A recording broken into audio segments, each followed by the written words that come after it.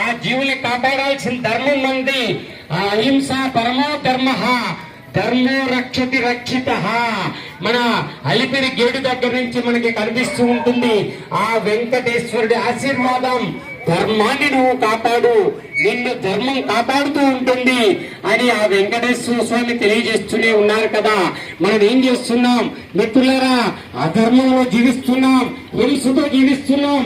ఎన్నో మోగ జీవులు మరి ప్రతి క్షణము ప్రపంచ వ్యాప్తంగా కోటాను కోట్ల జీవులు మానవుడికి ఆహారంగా చంపబడుతున్నాయి.